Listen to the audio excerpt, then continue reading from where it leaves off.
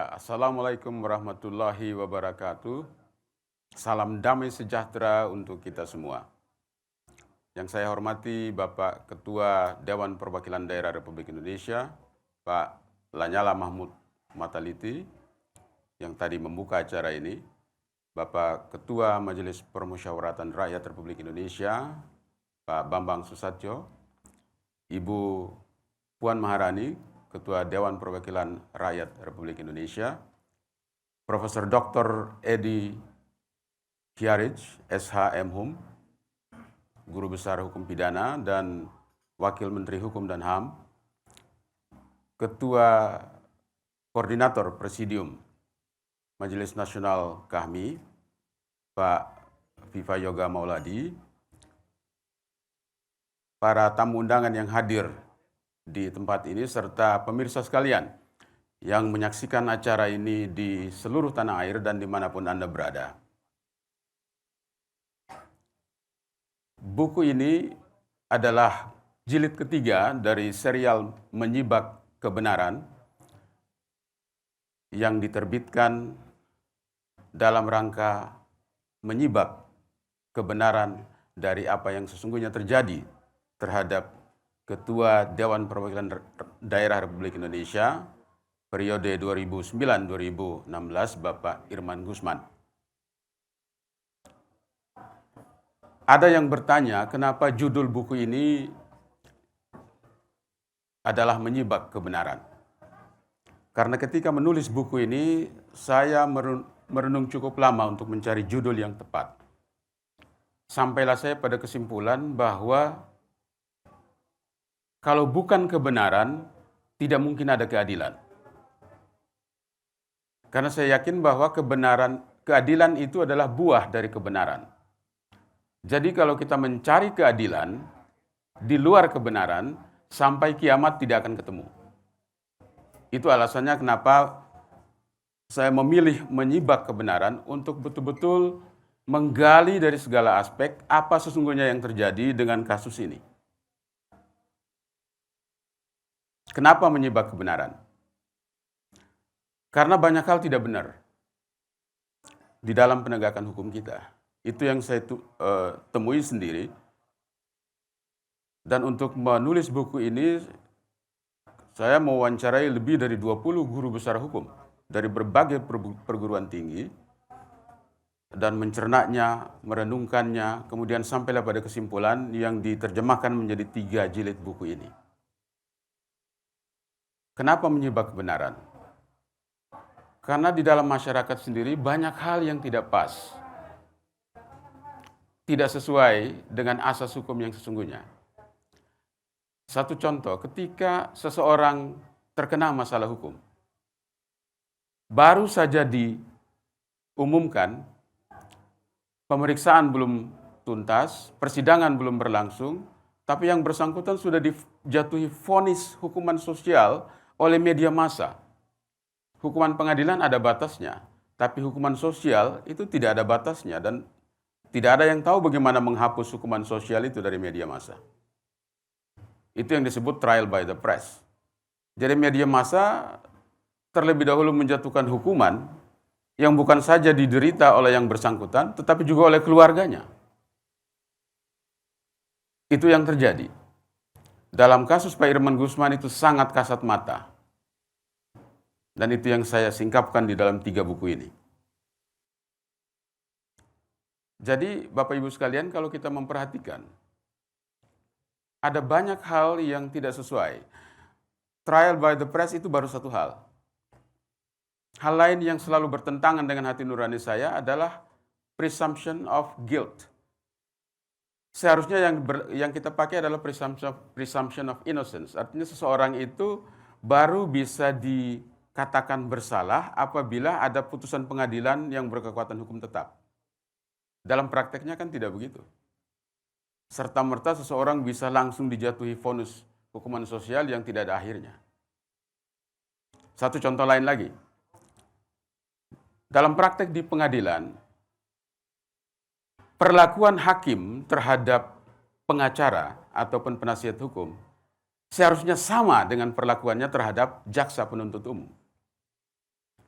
Yang terjadi, jaksa penuntut umum itu selalu diberikan porsi yang positif, sementara penasihat hukum atau pembela itu sering disamakan dengan penjahat.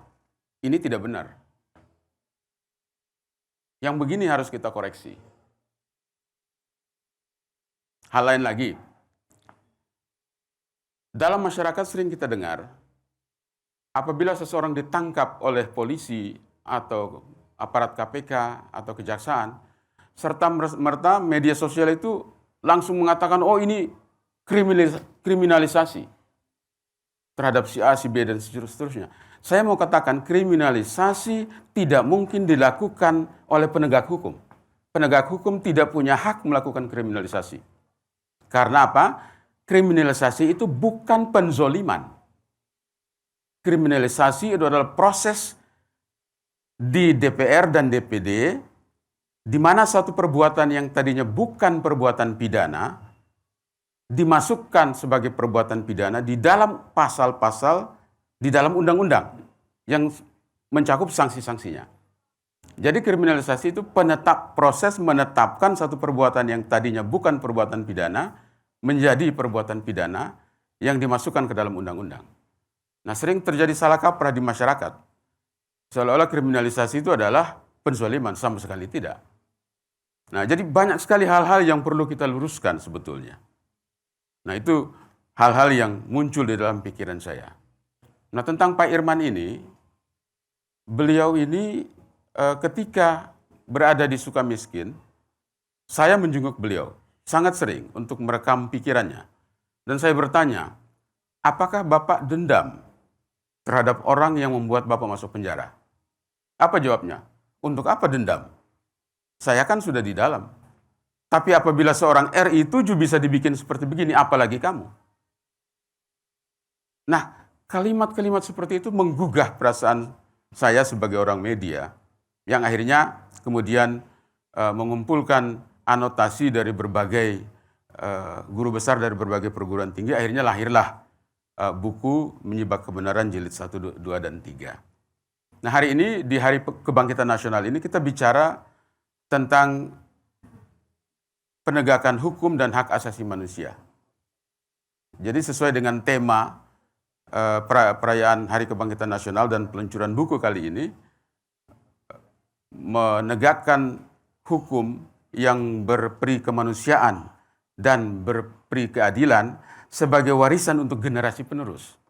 Saya mau bertanya, siapakah yang sedang berpikir bahwa praktek hukum yang sedang terjadi di Republik Indonesia ini adalah warisan untuk generasi penerus? Kalau tidak dikoreksi dari sekarang, maka warisan yang jelek ini akan semakin jelek di generasi yang akan datang. Itu sebabnya kita perlu melakukan satu penyibakan kebenaran tentang segala macam yang terjadi dalam proses hukum ini. Untuk apa? Untuk meninggalkan legacy atau warisan yang benar untuk generasi penerus. Karena semua praktek hukum ini akan menjadi referensi untuk generasi penerus. Itu sebabnya perlu kita menyibak kebenaran. Saya perlu katakan di sini begini, dan ini sering diulang-ulangi oleh Prof. Edi. Saya berharap bahwa eksaminasi terhadap kasus Irman Gusman ini menjadi titik awal kita membudayakan praktek mengeksaminasi putusan pengadilan di seluruh Republik ini. Karena memang putusan pengadilan itu memang harus diberikan anotasi oleh para guru besar, seperti yang terjadi di Belanda. Memang anotasi itu tidak ada konsekuensi hukumnya. Tetapi sebagai pembelajaran, praktek pembelajaran, ini akan sangat bermanfaat untuk membuka wawasan, sekaligus sebagai cermin, supaya para penegak hukum itu menegakkan hukum itu secara benar, bukan dengan emosi. Tadi Pak Fahri Hamzah katakan, jangan dengan motivasi membalas dendam, tapi benar-benar murni, tanpa ada terbawa kepentingan-kepentingan lain dalam penegakan hukum. Nah, di dalam diskusi interaktif kali ini, saya akan ditemani oleh 3 pakar hukum, yaitu mantan Ketua Mahkamah Konstitusi, Bapak Dr. Hamdan Sulfa, yang sudah hadir di layar, juga guru besar hukum dari Universitas Pajajaran dan Universitas Komputer Indonesia di Bandung, Profesor Dr. Eman Suparman. Beliau ini adalah Ketua Komisi Yudisial Republik Indonesia periode 2010-2015. Dan juga ada anggota Ombudsman RI yang baru saja meletakkan jabatan, Ibu Nini Rahayu, yang juga menemani saya di dalam diskusi tentang bagaimana caranya kita menyeimbangkan penegakan hukum dengan penegakan HAM. Nah, sebagai intro saya mau katakan begini. Di eksekutif ada Kementerian Hukum dan HAM. Tapi di yudikatif itu kita hanya berbicara tentang hukumnya, bukan HAM-nya. Jadi kalau di eksekutif itu ada Kementerian Hukum dan HAM, maka di yudikatif itu penegak hukum harusnya kita katakan penegak hukum dan HAM, bukan hanya penegak hukum. Supaya bisa matching seperti itu. Jadi bagaimana caranya? Karena kalau kita hanya menegakkan hukum-hukum saja, HAM tidak, kita lupa. Setiap putusan pengadilan itu diawali dengan kalimat demi keadilan berdasarkan ketuhanan yang Maha Esa. Saya mau tanya, kemanusiaannya di mana? Kalau hanya demi keadilan berdasarkan ketuhanan yang Maha Esa, kemanusiaannya mana? Tidak heran orang mencari keadilan tidak menemukan keadilan. Karena kemanusiaan tidak masuk di situ. Keadilan sosialnya mana? Nah, ini membutuhkan pemikiran. Kalau hanya demi keadilan berdasarkan ketuhanan yang Maha Esa, orang Indonesia itu pikir Tuhan jauh di sana. Orang Indonesia itu kan tidak takut. Kenapa tidak demi keadilan berdasarkan ketuhanan, berdasarkan kemanusiaan, semua sila Pancasila disebut. Supaya benar-benar penegakan hukum itu sesuai dengan cita hukum negara, yaitu Pancasila. Nah, ini adalah wacana yang ingin saya kemukakan. Bagaimana caranya kita menyeimbangkan penegakan hukum dengan penegakan HAM. Dengan kata lain, bagaimana caranya supaya penegakan hukum dilakukan di dalam bingkai penegakan HAM. Di dalam framework penegakan HAM. Nah, untuk berbicara soal ini, maka ada 3 narasumber yang bersama saya, Bapak Dr. Hamdan Sulva, kemudian Profesor Eman Suparman. Pak Hamdan, selamat sore Pak Hamdan. Ada Prof. Eman, lagi senyum-senyum ini Prof. Eman. Prof. Eman, selamat sore, lama tak jumpa Prof. Eman ya. Ya, senang juga nih. Ya, dan ada Ibu Nini di sini. Silakan 3 pembicara kita ini sudah diberikan topik oleh panitia. Pak Hamdan Sulva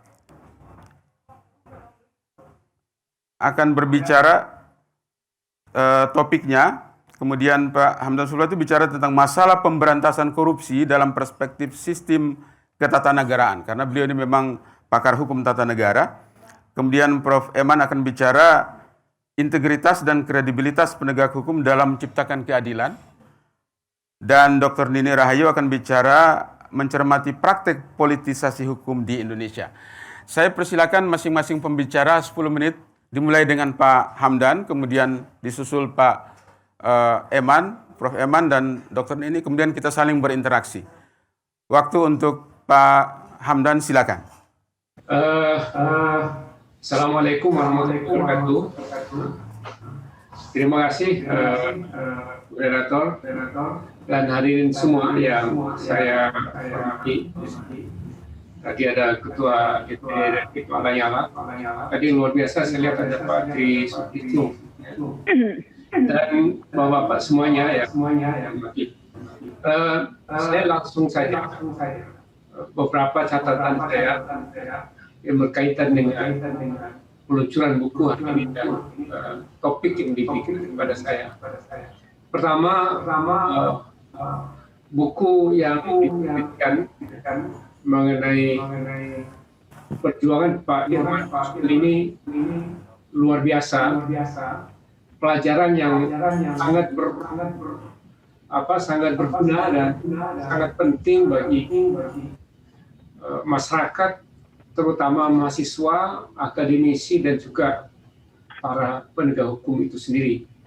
karena ini mengenai perjuangan untuk menegakkan keadilan yang tidak pernah merasa lelah oleh Pak Irman dan keluarga, dan akhirnya menemukan banyak hal yang kita baca dalam buku ini, bahwa betapa banyak problem yang kita temukan dalam penegakan hukum di negeri kita. Menegakkan hukum tidak selalu sama dengan menegakkan keadilan. Hukum adalah norma-norma yang ditulis dalam kata-kata, terutama dalam hukum pidana ini, dan kalimat-kalimat yang tidak memiliki rasa, tetapi hanya simbol-simbol. Oleh karena itu, hukum harus senafas dengan keadilan. Karena itu, kalau kita baca di Undang-Undang Dasar kita di pasal 24, kekuasaan kehakiman, untuk menegakkan hukum dan keadilan. Hukum dan keadilan itu adalah satu nafas. Dan kalau orang hanya menegakkan hukum tanpa memperhatikan keadilan, itu sering sekali hukum itu disalahgunakan dan dimaknai dalam perspektifnya sendiri. Bahkan kadang-kadang dari perspektif kepentingannya. Karena hukum itu bisa diterjemahkan dan ditafsirkan dalam berbagai perspektif. Kalau kita memahami hukum dalam satu nafas dengan keadilan, dan inilah yang menjadi inti dari penegakan hukum yang dilakukan oleh institusi manapun yang melakukan penegakan hukum, termasuk lembaga penyidikan maupun pengadilan.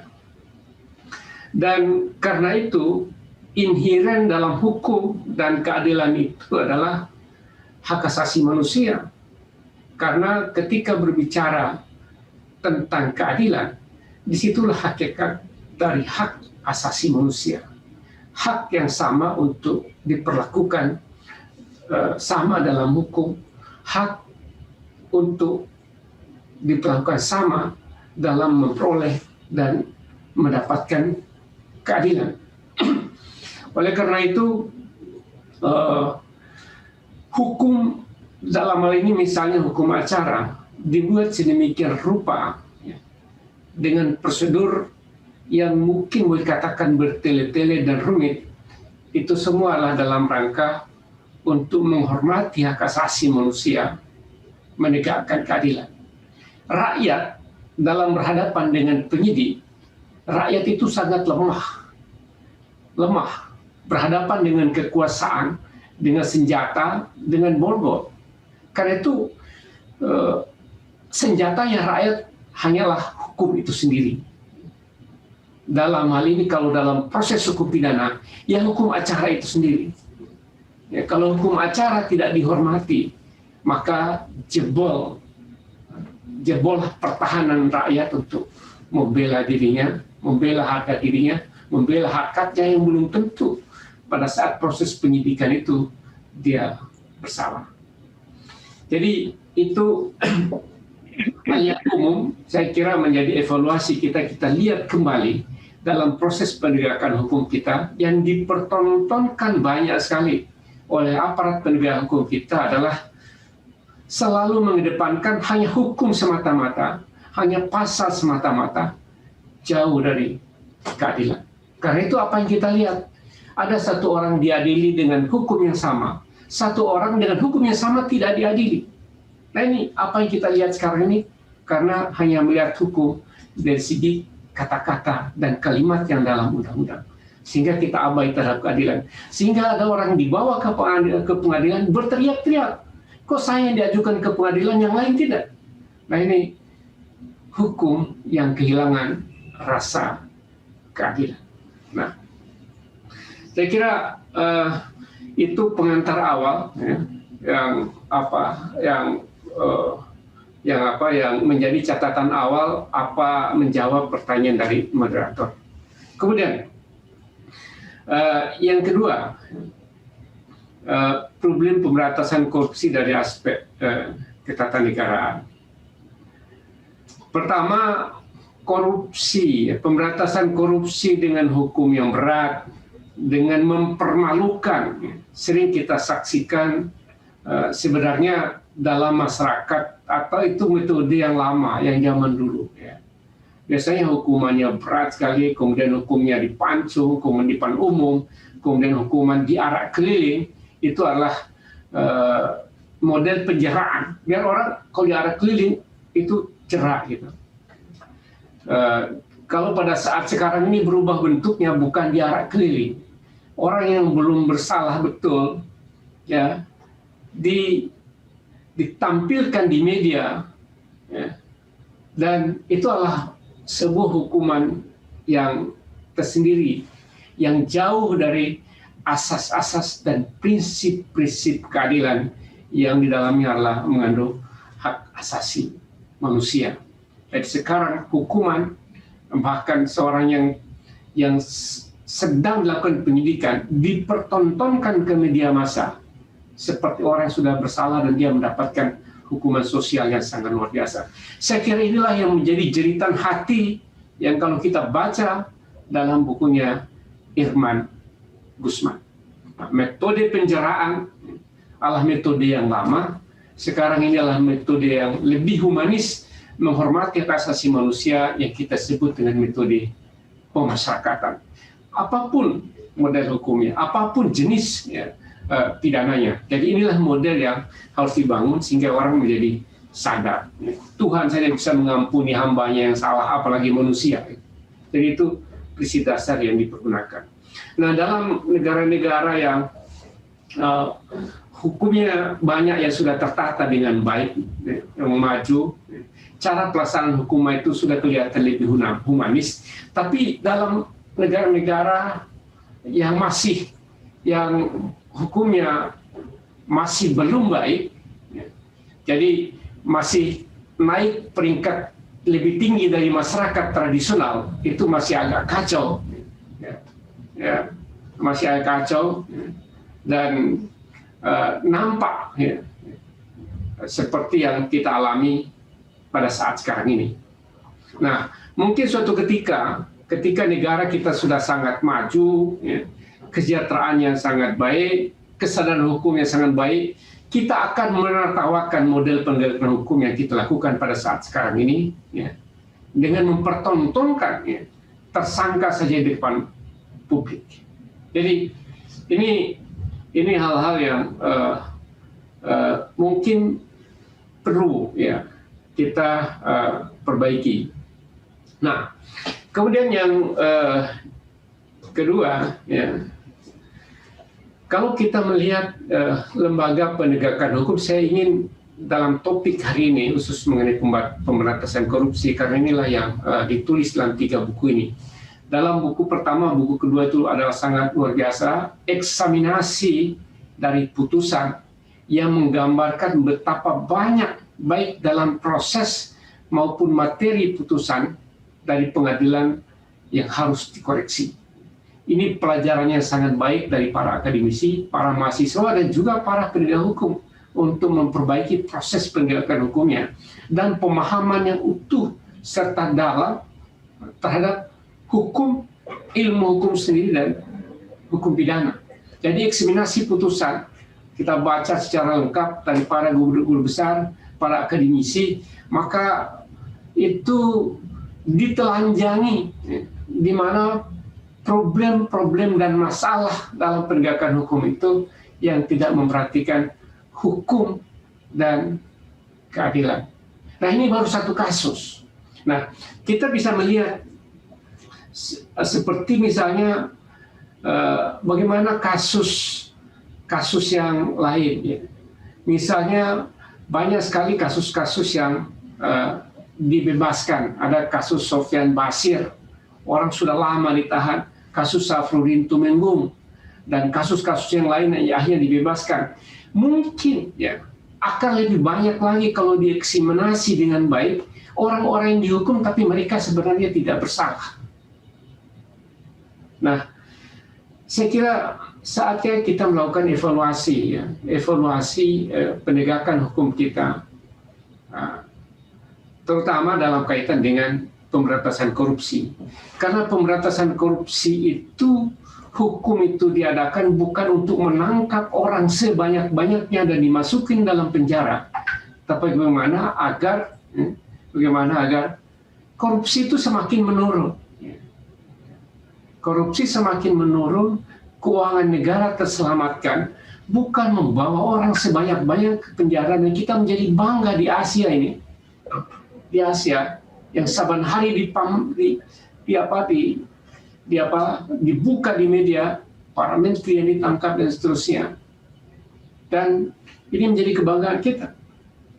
Tetapi indeks pemberantasan korupsi kita turunnya hanya sedikit sekali dan tidak signifikan dengan pemberitaan yang sangat luar biasa. Artinya apa?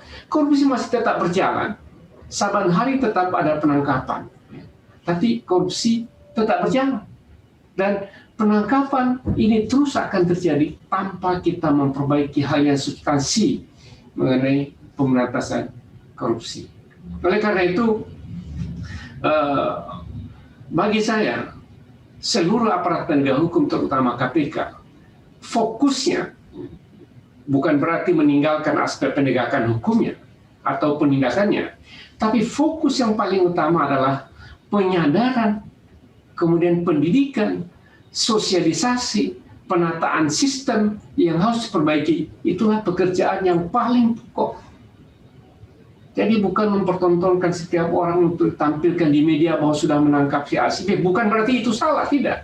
Tapi hal yang kita harus evaluasi bukan di situ hakikat pemberantasan korupsi itu. Tapi pemberantasan korupsi bagaimana menurunkan tingkat korupsi sedemikian rupa sehingga banyak kekayaan negara atau keuangan rakyat ini yang bisa terselamatkan. Sebenarnya itu pada hakikatnya.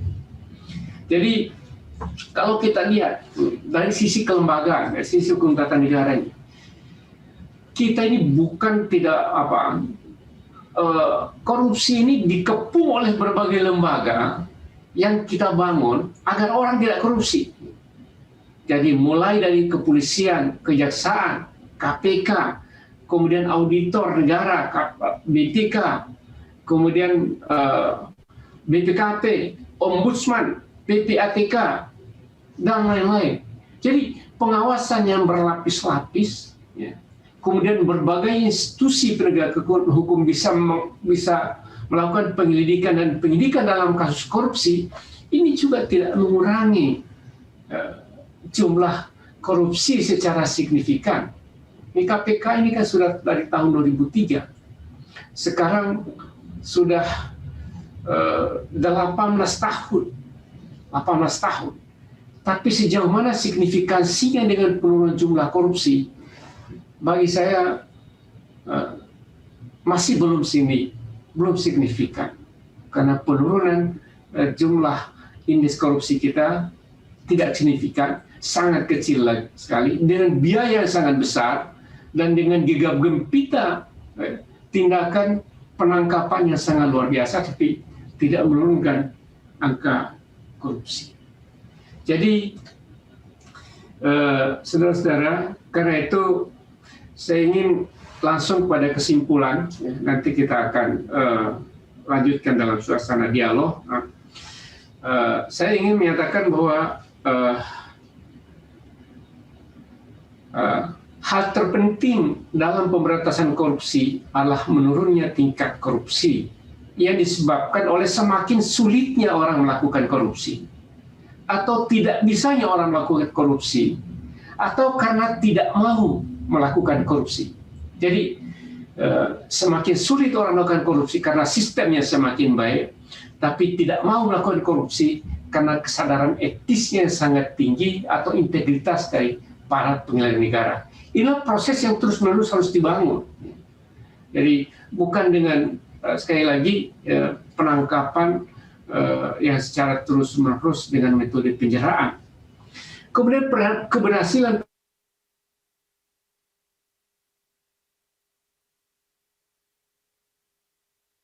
kelembagaan, dan budaya anti korupsi menjadi sangat penting. Hukum belum sepenuhnya ditegakkan dengan baik yang memenuhi rasa keadilan. Hukum seringkali menjadi alat, alat balas dendam, bahkan alat untuk menghabisi lawan politik. Jadi, dan ada orang memperalatkan aparat untuk menghabisi lawan politik. Ini pengalaman-pengalaman yang dapat kita tarik dari buku ini, dan ini menjadi penting di catatan kita semua dalam Hari Kebangkitan Nasional ini. Dan saatnya kita melakukan evaluasi menyeluruh atas sistem peradilan pidana kita, khususnya peradilan pidana dalam pemberantasan tindak pidana korupsi. Sekian, terima kasih. Assalamualaikum warahmatullahi wabarakatuh. Luar biasa. Ini banyak sekali kalimat yang indah-indah ini yang saya catat ini. Jadi memang hukum ini berjalan tanpa rasa, padahal seharusnya dia senapas dengan keadilan penegakan hukum itu. Kemudian juga Pak Hamdan menekankan bahwa posisi rakyat selalu lemah di dalam penegakan hukum. Karena itu memang diperlukan penegakan HAM untuk bisa mengimbanginya. Juga di situ mantan Ketua Mahkamah Konstitusi ini mengatakan bahwa Tuhan saja bisa mengampuni, kenapa manusia tidak? Ini pernyataan luar biasa ini, baru lewat Ramadan, Pak Hamdan. Ini kado Ramadan untuk kita semua. Dan ada satu lagi yang lebih menarik, bahwa suatu ketika, entah berapa generasi dari sekarang, mungkin generasi baru, anak cucu Indonesia nanti itu akan menertawakan cara penegakan hukum yang saat ini sedang dilakukan. Jadi yang kita wariskan sesuai dengan tema diskusi hari ini, yang kita wariskan sebagai warisan penegakan hukum itu, kalau kondisinya seperti sekarang, maka berapa generasi dari sekarang, semua ini akan jadi bahan olok-olokan. Tidak seperti gini seharusnya hukum itu ditegakkan. Karena benar sekali yang tadi Pak Hamdan katakan bahwa di negara-negara yang sudah maju, hukuman itu lebih manusiawi. Tapi semakin primitif satu negara, hukumannya semakin berat. Kira-kira begitu kalau bahasa wartawan ya. Jadi sebelum saya ke Pak Profesor Eman, ini Profesor Eman ini yang dulu suka jadi wasitnya hakim, suka bunyikan fluit ini. Jadi waktu zamannya Prof. Eman orang paling takut beliau ini. Nah, sekarang juga masih takut sih Prof. Jadi Prof. Eman akan bicara tentang integritas penegak hukum itu seperti apa seharusnya Prof. Apa yang Bapak tinggalkan semasa jadi ketua komisi yudisial, dan bagaimana melihatnya sekarang? Apa didengar apa malah tidak didengar sama sekali itu Prof? Tolong 10 menit untuk kita semua Prof. Terima kasih Pak Pitan. Assalamualaikum warahmatullahi wabarakatuh. Terima kasih kepada Majelis Nasional KAHMI yang telah mengundang saya, dan kepada Pak Irman Gusman yang saya hormati. Sedikit flashback bahwa Pak Pitan, saya juga pada tahun 2017 hadir menjenguk beliau, dan ketika itu beliau bercerita kepada saya di Sukamiskin bahwa beliau ingin menerbitkan apa yang sekarang terbit sudah 3 edisi ini. Jadi saya terlibat sejak edisi pertama di berbagai tempat, termasuk di Jogja, di Semarang, di Padang, dan lain-lain. Dan sekarang yang ketiga di Jakarta. Pak Pitan, dari sisi integritas, memang hakim itu, tadi saya ingin koreksi kepada Wamenkumham yang mengatakan bahwa hakim itu untouchable. Tidak demikian. Semasa saya jadi ketua komisi yudisial, ada hakim agung yang diberhentikan dengan tidak hormat karena dia melakukan perbuatan tercela berat. Tidak usah saya ceritakan siapa orangnya dan apa perbuatannya. Tapi yang jelas ada hakim agung yang karena perbuatan tercela berat diberhentikan dengan tidak hormat. Jadi tidak untouchable itu, tetap dia bisa diberhentikan. Artinya integritas diutamakan zaman saya waktu itu. Maka satu hal yang mungkin masih diingat para hakim untuk menjaga integritas sebagaimana pesan dari Undang-Undang Komisi Yudisial. Ketika saya ketua Komisi Yudisial, saya didemo oleh sejumlah hakim untuk meminta dinaikkan tunjangan. Saya paham betul bahwa ada hubungan sebab akibat antara kecilnya tikumpai hakim dengan lirik kanan kirinya hakim, dan hakim agak sedikit suka belok-belok dan lain-lain.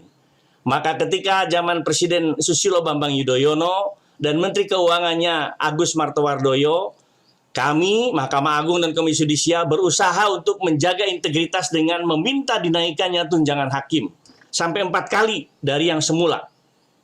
Sehingga sangat signifikan waktu itu tikumpai hakim luar biasa. Meskipun belum menyamai hakim Mahkamah Konstitusi memang. Tetapi untuk hakim tinggi sudah kira-kira di 50 jutaan lah per bulan. Dan saya sebagai Ketua Komisi Yudisial, tikumpai saya lebih kecil dari Ketua Pengadilan Tinggi waktu itu. Tidak masalah. Saya tetap harus lebih berintegritas daripada mereka karena saya harus menjaga integritas mereka. Itu yang pertama, Pak Pitan. Kemudian hakim juga tidak bisa dijadikan satu-satunya penegak hukum yang harus dipersalahkan. Karena hakim itu unsur penegak hukum di ujung, Pak Pitan. Ada ungkapan dalam bahasa Inggris, garbage in, garbage out. Artinya sampah, yang masuk sampah, keluar sampah juga. Nah, ketika penegak hukum di awal, apakah itu penyidik atau jaksa penuntut umum, membawa kasus itu kasus yang sampah, maka hakim pun bisa saja menghasilkan putusan yang sampah pula. Oleh karena itu, hakim tidak bisa dituntut untuk bisa membuat putusan yang sebaik-baiknya jika fakta-fakta yang diajukan ke hadapannya juga tidak bisa membuat mereka merasa yakin dan sah atas apa yang dia akan putuskan. Saya tidak bermaksud membela posisi hakim, tetapi memang faktanya hakim itu juga diawasi tidak hanya oleh Komisi Yudisial. Mahkamah Agung juga masih memiliki yang namanya Badan Pengawasan Mahkamah Agung. Bahkan mereka lebih takut kepada Badan Pengawasan Mahkamah Agung ketimbang kepada Komisi Yudisial. Karena faktanya sampai hari ini Undang-Undang Komisi Yudisial itu tidak diberi kewenangan untuk menjatuhkan sanksi kepada hakim yang secara nyata dan jelas melanggar kode etik dan pedoman perilaku hakim. Komisi Yudisial hanya bisa merekomendasikan untuk penjatuhan sanksi kepada Mahkamah Agung. Pada akhirnya hanya Mahkamah Agung juga yang bisa menjatuhkan sanksi. Apabila rekomendasi sanksi dari Komisi Yudisial itu diabaikan oleh Mahkamah Agung, ya Komisi Yudisial harus mengusap dada bahwa itulah faktanya. Dan di zaman saya pun tidak sedikit rekomendasi Komisi Yudisial yang ditolak oleh Mahkamah Agung karena menurut Mahkamah Agung tidak seyogianya untuk dilaksanakan rekomendasi tersebut. Tetapi dari penelitian yang saya lakukan sebagai guru besar kepada para hakim di Yudek Fakti Pengadilan Negeri, wabil khusus yang memutus tindak pidana korupsi, mereka juga sudah terbangun image di masyarakat apabila hakim membebaskan terdakwa. Meskipun tadi kata Wamenkumham itu lebih baik membebaskan terdakwa daripada menghukum orang tidak bersalah, kira-kira bahasanya seperti itulah, walaupun tidak persis seperti itu. Nyatanya kalau hakim membebaskan jadi sorotan publik. Wah, ada apa ini hakim ini? Tetap akan ditanya ada apa. Jadi ada suuzon masyarakat kepada hakim. Lebih dari itu, hakim Yudek Fakti yang memutus perkara korupsi akan ditegur oleh Mahkamah Agung. Tidak sedikit pula yang diberi sanksi oleh Mahkamah Agung. Jadi Mahkamah Agung lah yang bisa menilai putusan itu salah atau benar, sekaligus menilai hakim itu salah atau benar. Komisi Yudisial sama sekali tidak pernah itu. Tetapi tatkala Pak Irman Gusman saya jenguk di Sukamiskin dan beliau bercerita hendak mengajukan upaya hukum peninjauan kembali, tetapi sebelumnya ingin menganotasi atau mengeksaminasi putusan beliau, maka saya sepakat dan saya membantu beliau menunjuk sejumlah guru besar dan sejumlah tenaga ahli Komisi Yudisial yang mantan-mantan hakim tinggi untuk membantu menganotasi putusan beliau yang kemudian setidaknya dijadikan sebagai dasar untuk mengajukan upaya peninjauan kembali yang alhamdulillah pada akhirnya ikhtiar beliau yang sangat didukung oleh Pak Pitan tentu saja sebagai ahli bahasanya, kemudian Mahkamah Agung memutuskan mengabulkan upaya hukum peninjauan kembali beliau. Saya bergembira, kami para guru besar yang terlibat di dalam eksaminasi atau anotasi putusan beliau ini sangat gembira. Persoalannya memang, meskipun saya bukan ahli pidana, ya kalau 100 juta ditangani KPK ya keterlaluan memang. Sedangkan saya pernah melaporkan sebuah kasus yang kurang lebihnya 100 juta di Polda, sebuah Polda saja. Polda mengatakan kalau kurang dari 1 miliar harus diturunkan ke tingkat Polres. Oleh Polres pula karena kurang dari 100 juta diturunkan ke Polsek. Lah apa masa iya KPK hanya menyidik 100 juta? Kan keterlaluan memang ini. Jadi saya melihatnya dari sisi integritas penegak hukum, saya tidak bisa menilai penegak hukum selain hakim ya. Tetapi memang bagaimana mungkin ya kompetensi KPK bisa menyidik sesuatu yang hanya 100 juta. Padahal biaya penyidikannya saja boleh jadi lebih dari 100 juta. Ini kan aneh gitu. Nah ini penegakan hukum yang aneh, penegakan hukum yang tidak menggunakan kredibilitas. Tetapi Pak Pitan, saya koreksi Pak Pitan.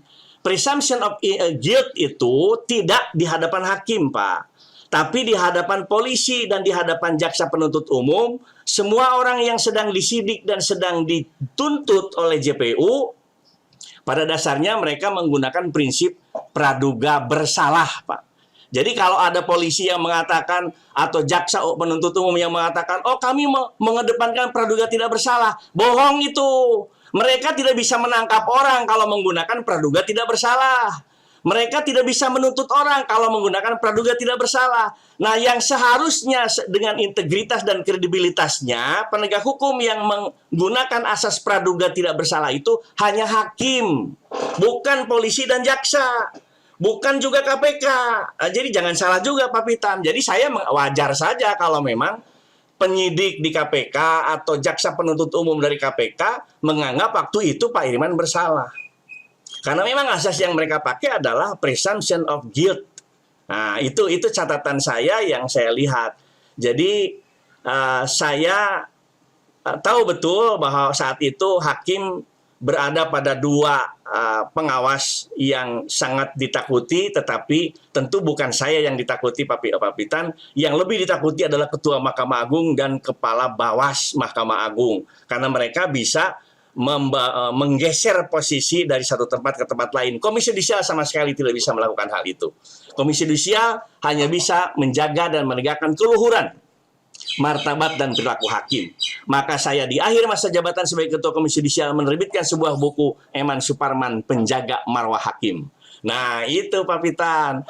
Saya kira itu saja Pak Pitan. Tidak banyak yang ingin saya sampaikan, tapi saya ucapkan terima kasih pada Pak Irman Gusman yang masih ingat kepada saya, meskipun saya sudah menjadi rakyat jelata kembali di Bandung, tapi saya masih diingat oleh beliau sebagai orang yang pernah saya kenal ketika beliau menjadi Ketua Dewan Perwakilan Daerah. Sekian dan demikian, kurang lebihnya saya mohon maaf. Billahi taufik wal hidayah. Assalamualaikum warahmatullahi wabarakatuh. Luar biasa Prof. Eman. Jadi sebetulnya saya harus ini umumkan tadi, saya lupa itu ya. Jadi sebenarnya Prof. Eman inilah yang memulai semua langkah-langkah sampai terbitnya 3 buku ini. Jadi ketika Pak Irman di Bandung, beliaulah yang datang ke Sukamiskin, kemudian berbicara, lalu muncullah pemikiran bahwa para guru besar akan melakukan anotasi. Kemudian Prof. Eman menghubungi mantan dosen pengujinya, kemudian kumpullah Prof. Esmi, Prof. Edi, dan lain-lain di Jogja itu 10 September 2018. Akhirnya dilakukan eksaminasi. Jadi betul ini sebenarnya Prof. Eman yang mengawali semua ini, cuma karena terlalu diam jadi orang lupa Prof. Jadi betul sekali, bagus itu. Jadi yang tadi catatan dari Prof. Eman itu terima kasih. Jadi betul itu, bahwa presumption of guilt itu memang merupakan pijakan untuk aparat melakukan penyelidikan. Kepolisian itu melakukan penyelidikan supaya dia bisa tangkap orang. Nah masalahnya adalah bagaimana kita memastikan bahwa yang ditangkap itu benar, dan yang kedua apabila di pengadilan bagaimana kita memastikan bahwa praduga tak bersalah itu bisa dijalankan. Faktanya adalah begitu orang ditangkap, belum juga sidang berlangsung, media massa udah turunkan vonis duluan. Jadi media massa ini hakim duluan ini sebelum pengadilan. Di era demokrasi ini media massa menjadi pengadilan tersendiri. Dan itu turut mempengaruhi opini juga itu dalam proses-proses itu. Jadi inilah masalahnya ini bagi kita ini. Jadi terima kasih Prof. Eman. Yang paling menarik dari catatan Prof. Eman tadi itu adalah garbage in, garbage out. Ini perlu juga ini. Jadi kalau memang berkas perkaranya itu tidak afdol, kurang berbobot, maka akhirnya penuntutannya juga jadi begitu. Kemudian nanti pertimbangan hakim juga begitu. Makanya buku ini saya kasih judul Menjebak Kebenaran karena apa? Dalam kepala saya itu baru bisa adil kalau semuanya benar, prosesnya benar, penyelidikannya benar, penyidikannya benar, pasal yang dipilihnya benar, interpretasi yang dipakainya benar, pertimbangan hakimnya benar, putusannya benar, alat buktinya benar, saksinya benar, semuanya benar, baru bisa dapat kebenaran. Makanya tadi Prof. Edi sama sama Pak Fahri Hamzah mengambil ayat Al-Quran bahwa memang hanya Tuhan saja hakim yang maha adil. Artinya semua orang yang mengadili orang satu waktu akan diadili juga. Nah, masih beruntung Prof. Eman ini karena Prof. Eman jadi wasit di dunia ini untuk manipulate selama masa jabatan beliau. Cuma yang membuat saya merasa miris adalah meninggalkan jabatan Ketua Komisi Yudisial, Prof. Eman tinggalkan satu episode mengusap dada karena rekomendasi ke Mahkamah Agung tidak didengar. Nah, kalau tidak didengar, terus siapa yang harus memberikan rekomendasi? Ini kita perlu juga berikan catatan kepada Mahkamah Agung supaya harus ada pertimbangan-pertimbangan bahwa rekomendasi yang diberikan oleh Komisi Yudisial itu diambil, diterima, ditelaah. Apabila diperlukan ahli hukum, carilah pakar dari perguruan tinggi untuk meneliti benar tidak rekomendasi ini. Tapi kalau sampai mengusap dada dan Ketua Komisi Yudisial keluar dengan mengusap dada, artinya jangan-jangan nanti semua yang itu keluar dengan mengusap dada ini, Prof. Eman. Nah, ini tidak bermanfaat, apalagi di Hari Kebangkitan Nasional kita harus bangkit dari sesuatu. Bisakah kita bangkit dari tradisi ini supaya tidak ada lagi Ketua Komisi Yudisial yang keluar dengan mengusap dada seperti itu? Nah, ini kita harus tanya kepada Mahkamah Agung. Baik, untuk itu kita pembicara yang ketiga adalah Ibu mantan anggota Ombudsman Republik Indonesia 2016-2021, Dr. Nini Rahayu. Silakan Ibu Nini akan berbicara tentang mencermati praktek politisasi hukum di Indonesia. Nah, ini hukum jadi politik nih Ibu, gimana nih? Silakan Bu. Ya, terima kasih. Assalamualaikum warahmatullahi wabarakatuh. Pertama-tama saya ingin menyampaikan salam hormat saya kepada semua pimpinan lembaga yang hadir pada sore hari ini dan wabil khusus kepada Pak Irman Gusman ya, karena sudah menghadirkan sebuah legacy ya dalam mengubah dari rasa kesakitan supaya tidak ada dendam dan lainnya dengan membuat catatan-catatan yang luar biasa didukung oleh Pak Pitan Daslani dan mudah-mudahan buku-buku ini yang diterbitkan 1 sampai dengan 3 kemudian menjadi satu pembelajaran yang baik ya. Karena bagaimanapun peristiwa Pak Irman Gusman ketika berhadapan dengan hukum ditambah hasil eksaminasi yang dilakukan ini menjadi bagian dari otokritik baik itu dalam konteks sistem hukum kita baik dalam substansi maupun penegakan hukumnya. Sebagaimana yang diharapkan kepada saya, terus terang saya tidak mengenal Pak Irman Gusman, saya juga tidak mengenal Pak Pitan Daslani begitu ya, dan saya belum sepenuhnya membaca buku ini, maka izinkan saya membincangkan politisasi hukum ini fakta atau mitos dalam kerangka teori, dengan demikian berharap bahwa akan menjadi lebih leluasa untuk mengkaitkan, mendiskusikan lebih banyak lagi terkait dengan peristiwa yang dialami oleh Pak Irman Gusman. Ibu dan Bapak sekalian, para senior yang saya hormati, kalau kita perhatikan begitu ya terhadap buku ini, saya ingin bertanya sebetulnya kepada kita semua ya, terutama pada masyarakat kebanyakan yang saat ini kebetulan tidak sedang duduk di legislatif, tidak sedang duduk di yudikatif, dan sedang tidak duduk di lembaga penegak hukum gitu. Apakah masyarakat saat ini sudah menikmati hak-hak dasarnya untuk dapat hidup layak sesuai dengan martabatnya. Apakah dengan lahirnya Undang-Undang Pemberantasan Korupsi itu sudah memiliki korelasi positif terhadap pengentasan kemiskinan dan kesejahteraan? Kita tahu bahwa penegakan hukum atau rule of law ini menjadi sesuatu yang terus-menerus sebagai sebuah diskursus yang kita harapkan bisa terwujud di satu sisi, tetapi di sisi lain kita juga paham bahwa bukan hanya rule of law, tapi rule of disadvantage, orang-orang tertentu yang sangat membutuhkan kepastian, keadilan, dan kemanfaatan hukum.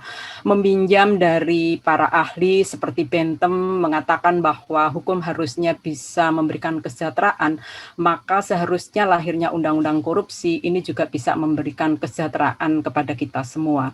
Nah, Bapak dan Ibu sekalian, belajar dari kasus yang dialami oleh Pak Irman Guzman, saya secara pribadi turut prihatin begitu ya, terutama kekuatan proses advokasi yang tidak dilakukan pada saat proses penegakan hukum, kecuali hanya dilakukan oleh para advokat yang tadi disampaikan oleh Pak Pitan dalam proses di peradilan.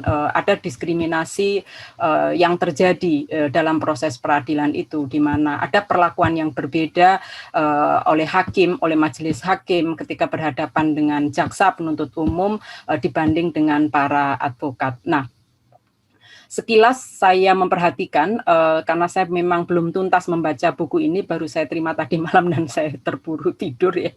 Buku ini mengulas bahwa kasus Pak Irman Guzman ini mengalami kerancuan minimal pada aspek 5 hal ini. Ini luar biasa menurut saya. Pak Pitan mengulas sangat baik, misalnya dari aspek filosofis, kita semua sepakat bangsa ini, bukan hanya bangsa Indonesia tetapi dunia internasional, bahwa pemberantasan korupsi pada penegakan adalah proses yang sangat perlu, terutama dalam penegakan nilai-nilai keadilan. Semua sepakat bahwa korupsi adalah extraordinary,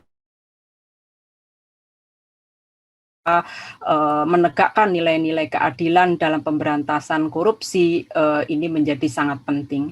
Dari aspek yuridis juga dikupas begitu ya, bahwa keadilan, kepastian, dan kemanfaatan itu harus mempunyai posisi yang pertama dan yang paling utama daripada ini menjadi satu aspek yang saat ini kita diskusikan. Ibu dan Bapak sekalian, sebagai alat merupakan sarana dan langkah yang dilakukan oleh pemerintah untuk menciptakan sistem hukum nasional guna mencapai cita-cita bangsa ini, yaitu cita-cita negara hukum itu yang disampaikan. Tetapi kita juga tahu bahwa dari aspek yuridis banyak sekali ketidakadilan, tadi sudah disinggung ya, misalnya soal bagaimana memperlakukan pelaku tindak pidana korupsi. Tadi Bang Hamdan banyak memberikan uraian. Yang salah satu yang masih menjadi PR kepada kita semua adalah bagaimana tidak ada proses rehabilitatif kepada pelaku. Ya, tidak ada. Kita punya PP 99 ya, mereka tidak punya hak untuk mendapatkan asimilasi dan yang lainnya, masih menjadi pro kontra ya, menjadi pro kontra yang luar biasa terhadap pelaku tindak pidana korupsi ini. Bukan hanya dipermalukan, tetapi hak-hak rehabilitatifnya itu juga tidak dipenuhi.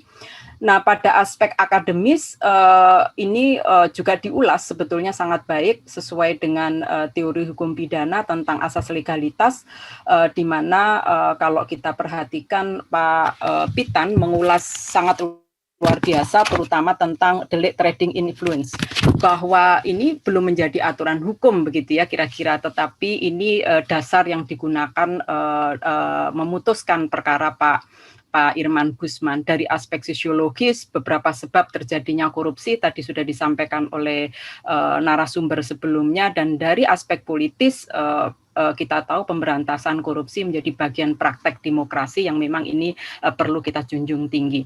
Nah, Bapak dan Ibu sekalian, ada beberapa catatan yang saya ambil dari media ini. Pak Irman ini Ketua DPD tidak memiliki kewenangan dalam jabatannya untuk menentukan distributor impor gula gitu ya. Tindakannya pun itu tidak dapat dikualifikasi telah bertentangan dengan kewajibannya karena sebagai lembaga negara.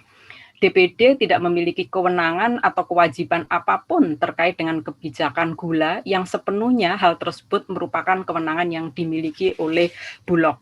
Tindakan Pak IG justru dirasakan bermanfaat bagi masyarakat Sumatera Barat. Oleh karena itu, beberapa catatan di situ dikatakan ada kekeliruan yang nyata dari hasil eksaminasi yang dilakukan oleh Majelis Hakim dalam memutus perkara tersebut, dan ini sudah dikoreksi pada putusan di tingkat Mahkamah Agung.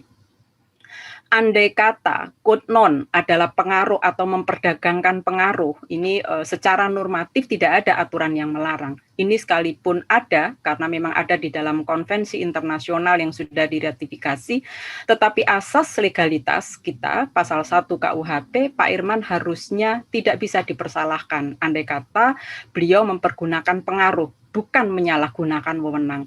Nah, oleh karena itu, ini hal-hal yang kemudian digunakan sebagai dasar oleh Pak Irman dan Pak Pitan untuk mempertanyakan dakwaan jaksa KPK berdasarkan pasal 12 huruf B yang kemudian dibatalkan oleh Mahkamah Agung. Nah, Bapak dan Ibu sekalian, secara politis, mari kita melihat dari sisi perspektifnya. Kasus yang menimpa Pak Irman pada saat itu menjadi ketua lembaga DPD dengan tuduhan menerima suap 100 juta rupiah dalam perspektif publik itu sulit sekali dilepaskan dari motif kepentingan politis. Semua lalu mengatakan ini politis sekali, begitu ya. Bagaimana ketua DPD RI nomor 7 lalu mendapatkan tuduhan suap 100 juta rupiah. Hal tersebut memang sulit dibuktikan berdasarkan pendekatan formal prosedural, namun hal ini bukannya tidak bisa dirasakan aromanya. Pemaksaan terhadap kasus Pak Irman bisa dikatakan sebagai bagian dari pendongkelan ketua DPD oleh pihak tertentu. Hal ini minimal dapat dilihat dari sanksi pencabutan hak politik Pak Irman selama 3 tahun oleh Mahkamah Agung. Ini tentu kondisi yang menguntungkan khususnya bagi pribadi atau kelompok yang memiliki kepentingan berbeda dengan kepentingan Bapak Irman Gusman dalam dunia hukum dan politik serta ekonomi yang dijalaninya. Belum lagi kerugian-kerugian politis lain yang dialami oleh Pak Irman pasca putusan pengadilan yang oleh banyak pihak dikatakan sebagai kekeliruan yang nyata.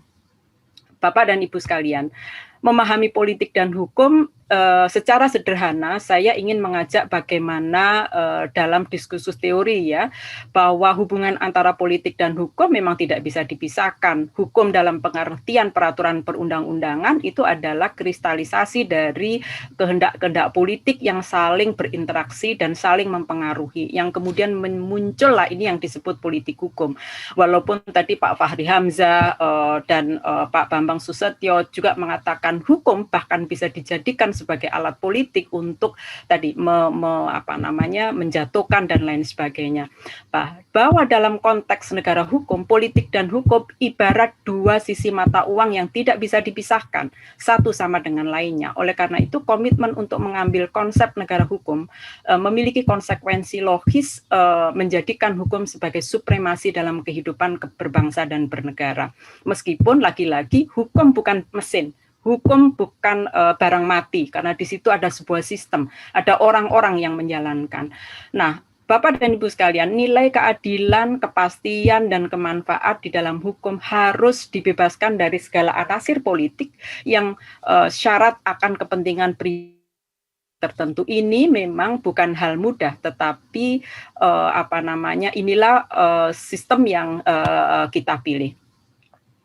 Politik dan hukum, seberapa kuat keduanya saling mempengaruhi dalam konteks sosiologis. Pertama, hukum determinan atas politik dalam arti bahwa kegiatan-kegiatan politik harus tunduk pada aturan-aturan hukum. Ya, bagaimanapun kita punya standar ya, Undang-Undang Nomor 12 Tahun 2011 misalnya, bagaimana proses pembuatan aturan. Nah, ini pertanyaan bagi kita semua.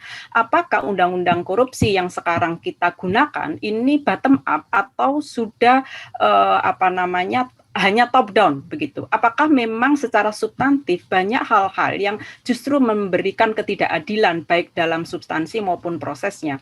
Tadi saya bersetuju dengan yang disampaikan Pak Hamdan Zulfa bahwa undang-undang ini baik begitu, tetapi harus diingat dengan adanya 3 lembaga yang sama-sama melakukan upaya pemberantasan korupsi gitu ya, ditambah lagi ada OTT itu Pak Hamdan ya, bahkan ombudsman waktu itu saya menjadi salah satu pimpinan di ombudsman juga akan diajak, saya bilang tugas ombudsman bukan OTT korupsi, kami melakukan pengawasan terhadap aparat penegak hukum yang melakukan pemberantasan korupsi. 3 lembaga yang bisa jadi satu dengan lainnya ini tumpang tindih kewenangan dan kemudian aktivitas yang dilakukan justru tidak memberikan kepastian dan ketidakadilan.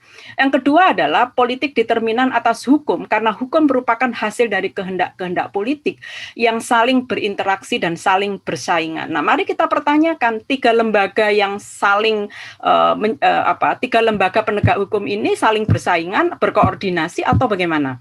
Karena sekarang juga ada lembaga penegak hukum yang tiba-tiba bertindak sebagai eksekutif body ya, dalam kasus yang dibentuk oleh Menko Polhukam itu kan juga memberi memberi kewenangan pada jaksa misalnya untuk melakukan sosialisasi dan lain sebagainya, terutama untuk korupsi dana desa ya, itu luar biasa itu.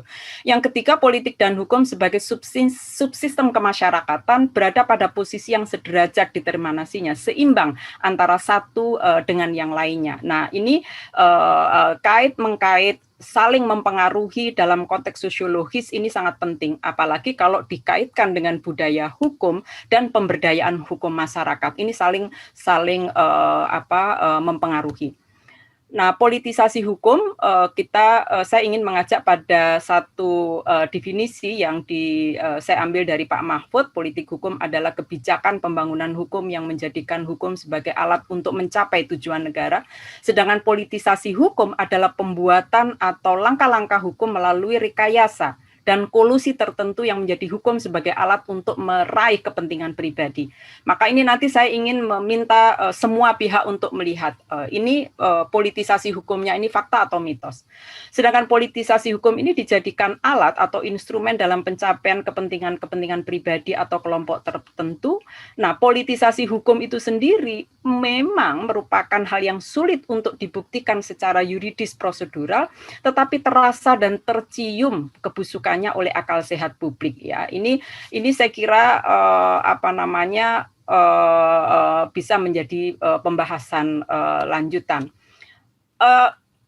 Mari kita berhipotesis ya, politik transaksional ya, saya tadi menyatakan bahwa hukum dan politik tidak bisa dipisahkan karena hukum adalah kebijakan politik. Tetapi kalau misalnya aras politik transaksionalnya itu sangat kuat, maka problem hukum kita untuk mengedepankan substansi hukum dan struktur hukum dan kultur hukum yang menjadikan sebuah sistem hukum sesuai dengan tujuan hukum nasional disusun, itu kemudian menjadi penguatan politisasi hukumnya. Begitu. Jadi keinginan kita untuk menjadikan hukum menjadi garda di depan, memberikan rasa keadilan, kemanfaatan dan kepastian, itu tidak akan bisa terjadi kalau misalnya kita masih punya problem dalam substansi, kita punya problem dalam struktur ya. Struktur ini kan mesinnya,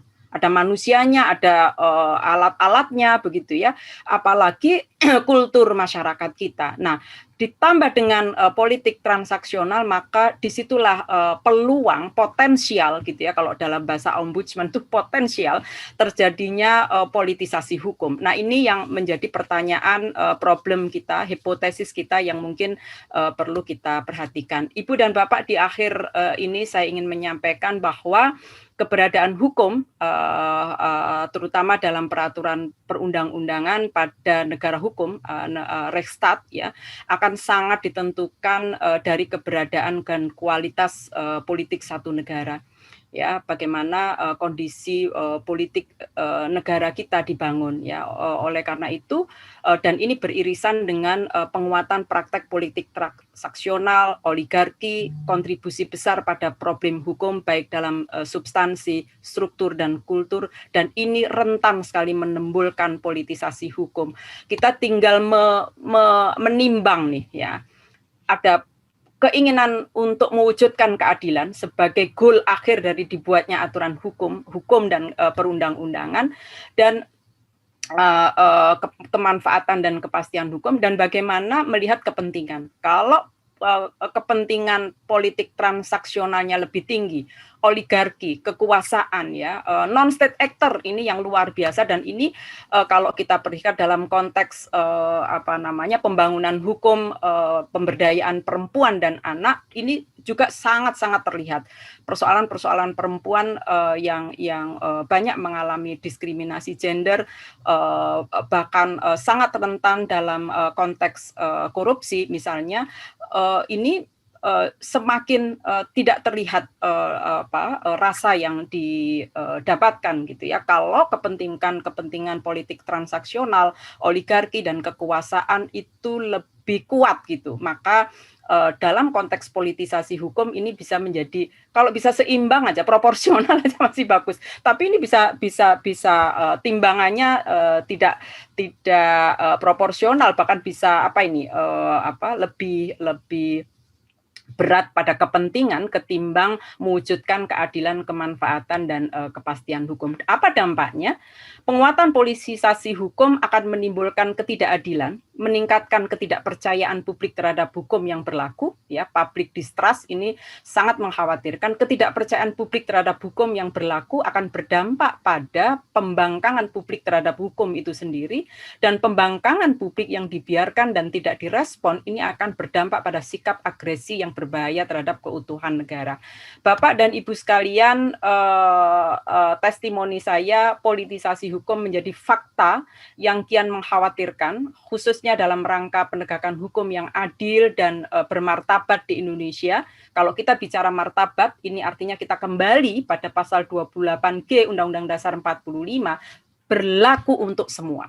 Ya, berlaku untuk semua manusia Indonesia yang sudah dijamin di dalam pasal 28 huruf G. Siapapun dia, pelaku atau korban, korban perlu dipulihkan, pelaku perlu direhabilitasi, dan merebak busuknya politisasi hukum pada gilirannya akan mendegradasi kepercayaan publik terhadap kewibawaan dalam penegakan hukum itu sendiri.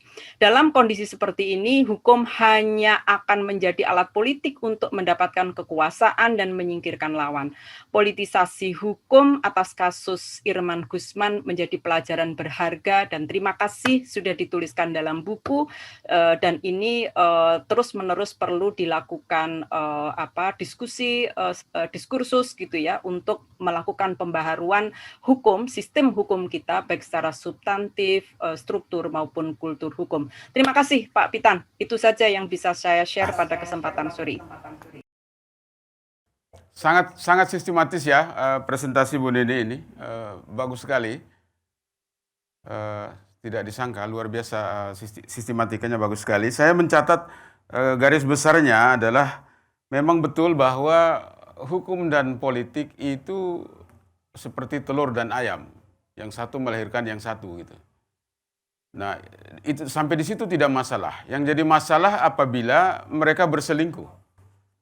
Nah, makanya yang tadi berulang-ulang ditekankan oleh Dr. Nene itu, bagaimana hukum itu dipakai tidak sebagaimana mestinya, bahkan bisa dipakai untuk memenuhi kepentingan-kepentingan tertentu yang di luar daripada tujuannya yang semestinya. Karena itu dalam putaran kedua sekaligus putaran terakhir ini, saya akan menanyakan dua buah pertanyaan, dan saya ingin pertanyaan yang sama ditanggapi oleh Pak Hamdan, Prof. Eman, dan Ibu Nini. Pertanyaannya begini, negara tidak boleh kalah dengan perselingkuhan antara hukum dan politik.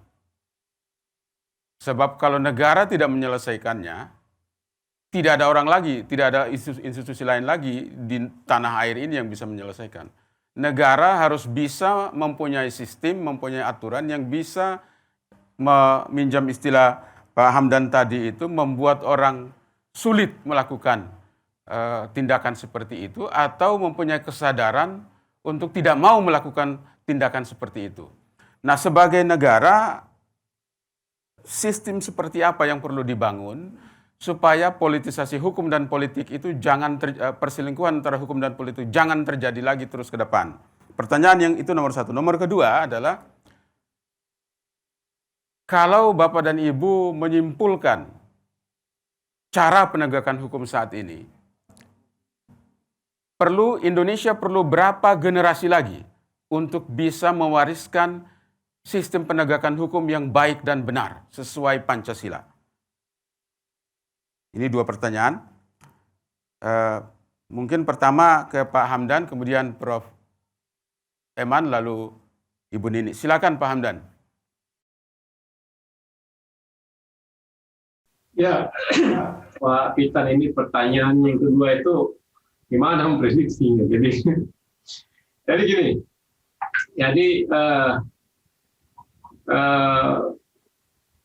kepentingan negara itu sering orang menjadi salah mengartikan. Seringkali kepentingan negara dipahami sebagai kepentingan pemerintah yang sedang berkuasa. Inilah yang sering menjadi bias.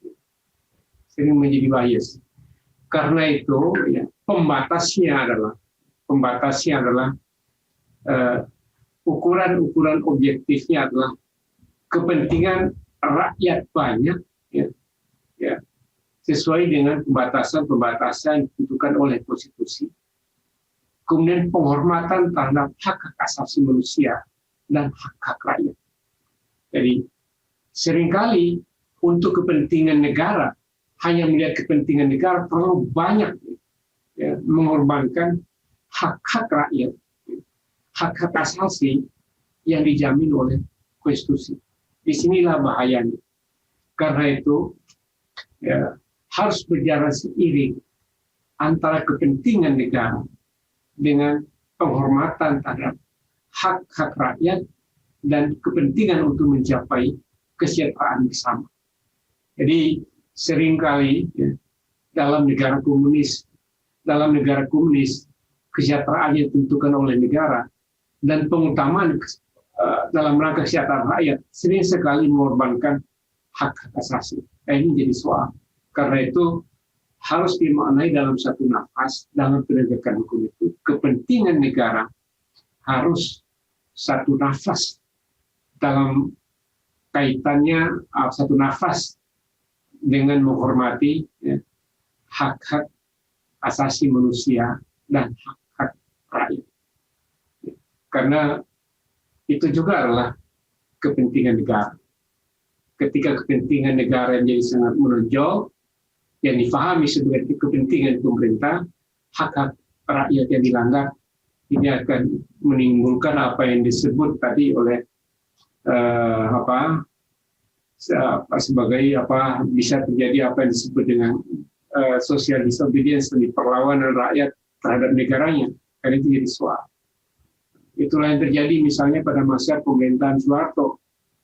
Ketika kepentingan pertumbuhan ekonomi yang ditarget harus sekian, tapi mengorbankan banyak sekali hak-hak rakyat, hak-hak asasi manusia, keadilan tidak diperhatikan, maka akan datang seperti sebuah orang tidak percaya lagi kepada pemerintah. Dan lebih bahaya lagi, tidak percaya kepada negara. Kan akan terjadi disintegrasi nasional. Jadi ini berbahayanya. Jadi batasan-batasannya ada di situ, Pak Pitan. Kemudian yang kedua, kita pasti akan butuhkan waktu lama untuk mencapai penegakan hukum yang benar. Kalau kita tidak menata kembali banyak sekali mengenai prosedur penanganan dan penegakan hukum kita. Ya, hukum acara kita sudah sejak tahun 1981. kemudian berkali-kali diupayakan untuk diperbaiki, ya, disempurnakan, tidak juga. Padahal hukum acara KUHP itu tahun 81 itu dianggap sebagai revolusi, ya, hukum yang menghormati hak asasi manusia. Tapi semakin lama ke sini, hak asasi manusia itu semakin banyak diabaikan dengan alasan menegakkan hukum kepentingan negara tadi, kepentingan sosial yang lebih besar. Jadi memang sering sekali tabrakan antara social justice dengan individual justice.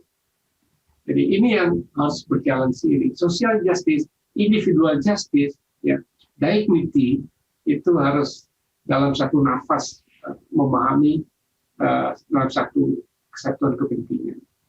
Jadi kalau salah satu dikorbankan itu jadi masalah. Terutama kalau mengorbankan HAM itu kan jadi soal. Karena itu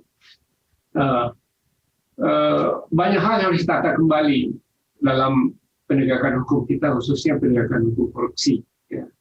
Ya. Di samping perbaikan hukum acara, administrasi pemerintahan, penguatan pada transparansi, itu menjadi penting.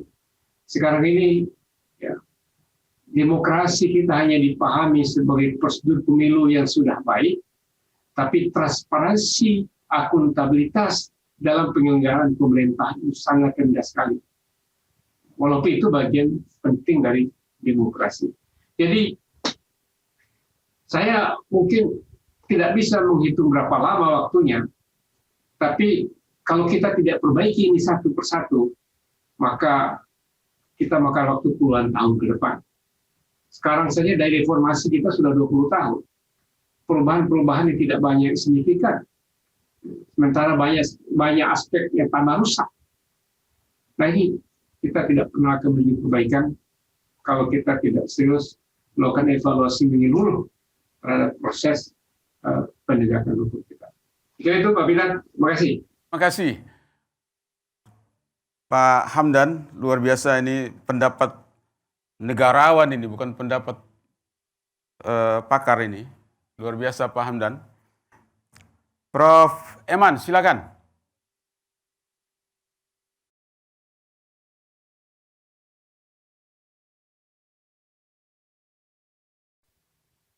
Terima kasih. Tadi saya tidak bisa meng-unmute Pak Pitan. Pak iya. Pitan, pertanyaan tidak mudah yang pertama untuk dijawab Pak Pitan. Tetapi dalam hemat saya, kita harus membedakan antara negara dengan pemerintah Pak Pitan. Karena negara itu ibarat kita menyebut wajah. Wajah itu terdiri atas apa saja. Ada pipi, ada dahi, ada dagu. Nah, negara pun demikian. Ada unsur-unsur negara, yaitu ada eksekutif, yudikatif, dan legislatif.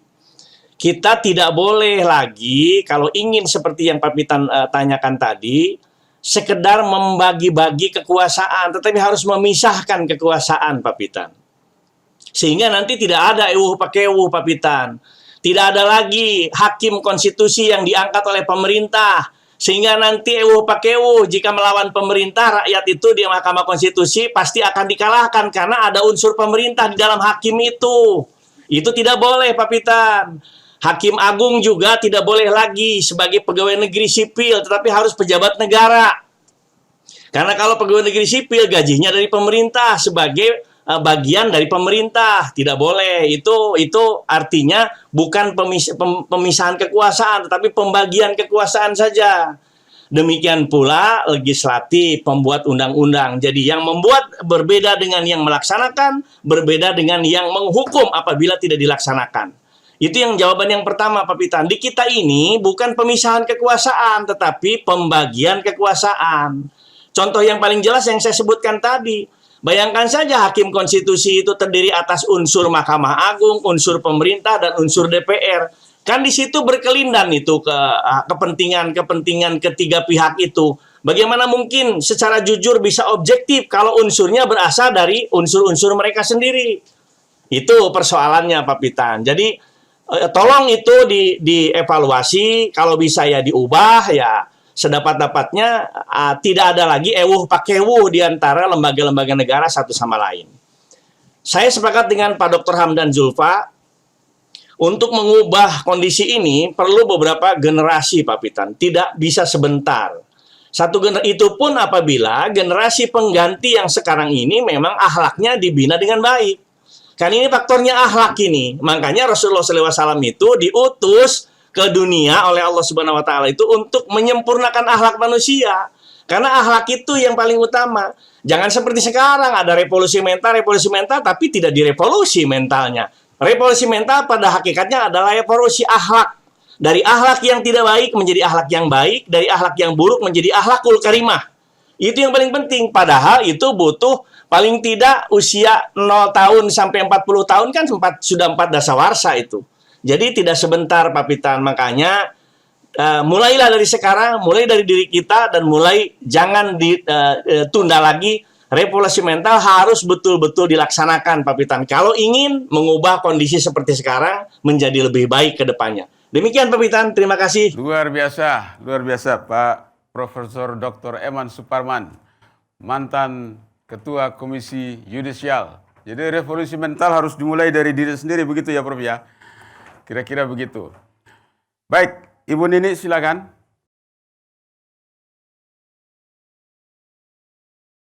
Dengan kedua narasumber sebelumnya, pertanyaan Pak Pitan ini tidak mudah sebetulnya. Memang benar negara kalah atas dan politik, lalu sistem hukum seperti apa. Saya berpandangan bahwa dengan segala kelemahannya bukan berarti tidak ada upaya begitu ya. Tetap harus melakukan berbagai upaya, termasuk pembangunan the rule of law kita ya, yang di sana sini memang masih ada kritik begitu ya, tetapi dengan menambahkan proses pembelajaran kasus Pak Irman Gusman dan kasus-kasus tindak pidana korupsi lainnya di Indonesia, ini saya kira memang perlu upaya yang serius untuk melakukan berbagai hal dalam konteks sistem hukum, termasuk pemberdayaan hukum masyarakat itu sendiri begitu ya. Bagaimana dengan menurut saya perlu ada pendekatan partisipatif gitu. Jadi ketika merumuskan sebuah undang-undang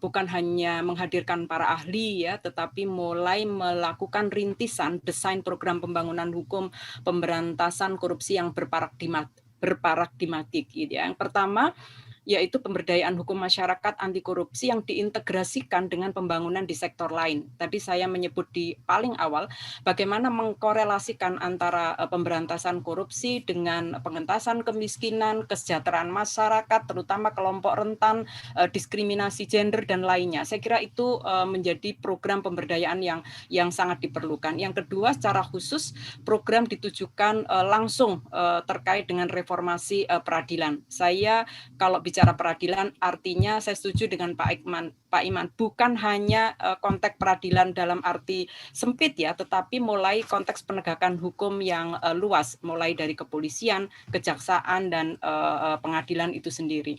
Yang ketiga adalah gerakan pembangunan hukum yang memang dirancang dengan sejauh mungkin mengikut sertakan partisipasi publik. Jadi ketika bicara hukum untuk semua, justice for all, itu dialognya adalah dilakukan secara terbuka, transparan, dan lainnya. Oleh karena itu ketika bicara ada aturan hukum yang cacat, ya putusannya tidak memberikan rasa keadilan dan kemanfaatan serta kepastian, ini adalah saatnya kita bersama-sama untuk mengupayakan terwujudnya sistem hukum yang berperi kemanusiaan dan berperi keadilan. Kalau ditanya ini kapan gitu ya, dengan melihat konteks penegakan hukum saat ini perlu berapa generasi lagi, Pak Pitan dan para hadirin sekalian yang saya hormati, saya tidak tahu persis berapa lama waktunya, tetapi yang bisa saya argue adalah jangan berhenti menuju pembangunan rule of law, pemberantasan korupsi yang berperi kemanusiaan dan berperi keadilan dengan melahirkan substansi hukum, struktur hukum dan budaya hukum yang tidak hanya bottom up tetapi bersama-sama dengan masyarakat, aparat penegak hukum dan para pimpinan di tingkat eksekutif maupun legislatif. Dan saya bersetuju dengan yang disampaikan Pak Iman, mungkin juga sudah saatnya memikirkan soal dari sisi genealogi ya, lembaga-lembaga yang betul-betul independen, begitu, betul-betul independen, yang selama ini harus kita akui independensi dari lembaga-lembaga yang secara genealogi harusnya dia independen dalam menjalankan tugasnya, tidak bisa demikian, gitu ya.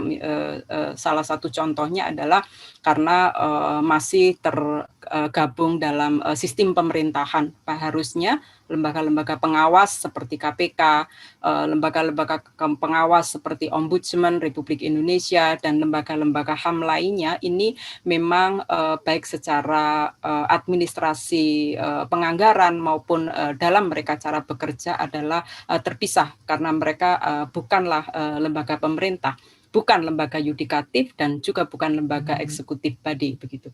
Kira-kira itu, Pak Pitan. Terima kasih.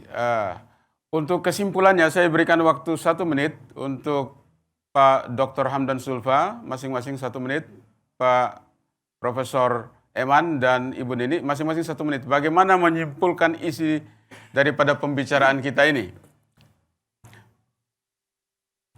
Jadi tema kita adalah bagaimana kita mewariskan penegakan hukum yang berperi kemanusiaan dan berkeadilan kepada generasi penerus. Melihat gambaran kita dan isi diskusi kita, Pak Dr. Hamdan Zulfa, 1 menit kesimpulan, Pak. Ya.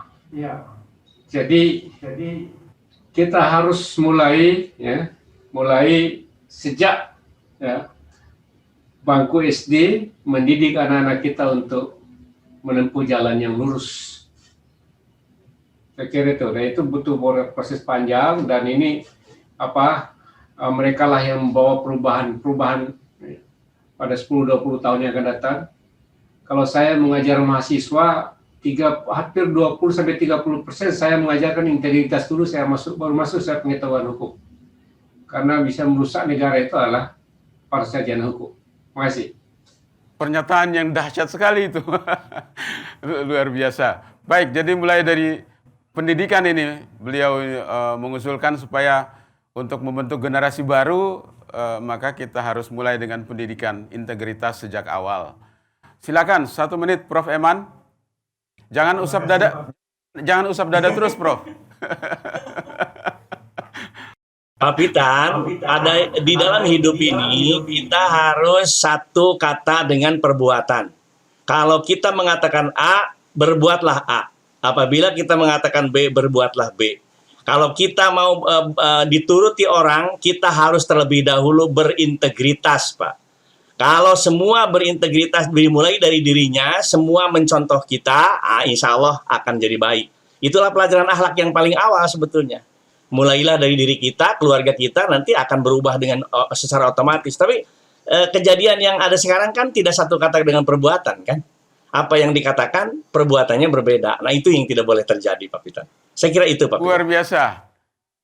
Prof. Eman, ini setengah ustadz ini bicaranya nih.